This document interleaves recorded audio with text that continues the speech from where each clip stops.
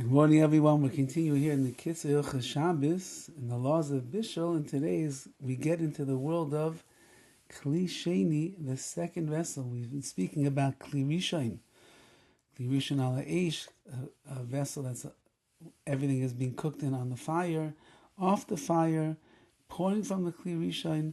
Now we have the Kli Sheini. Achar shekvar munach b'Kli Sheini.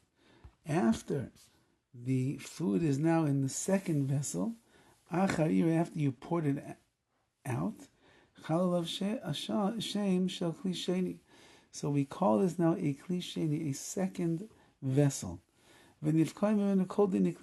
All of the laws of the Kli Sheini no longer apply. Even if the food is still hot, it cannot cook things that go inside of there. Hatam shekal dinai shel Kli Sheini, who the reason that we are we're lenient over here by the Kli Sheini, mishum shekal nitztanei na'eichel tzas, that's because the food that's in there is already cooled off a bit, ayidei doifen ha'kli shemunach b'seichei, through the walls of the vessel that it's lying in. Remember, because that Kli was cold, and now you're pouring the hot food into there, so the walls of that Kli are not hot, and therefore they're cooling everything off. However,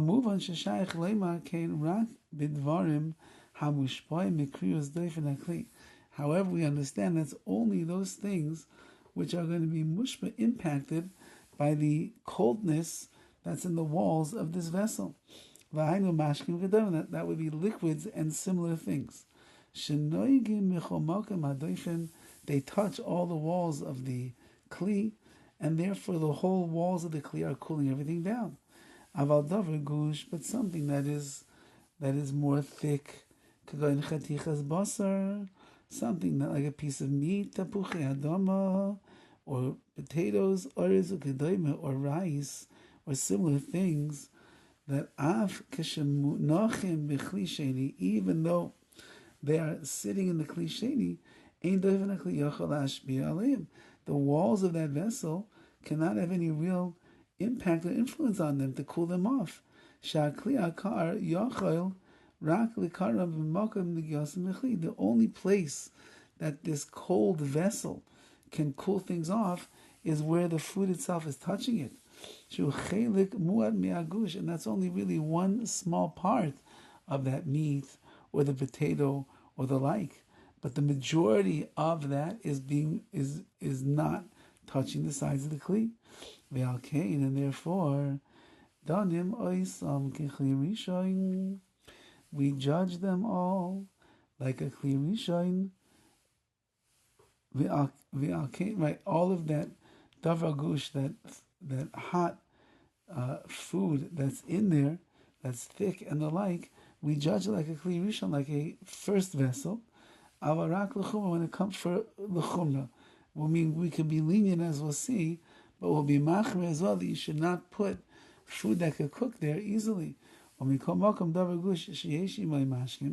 Nevertheless, says the KITZUR, that if you have a davar gush, you have this thicker food product over here, where the heat is still within it, and it has a mashkim, has a liquid that's along with it, so like a meat stew or something like that.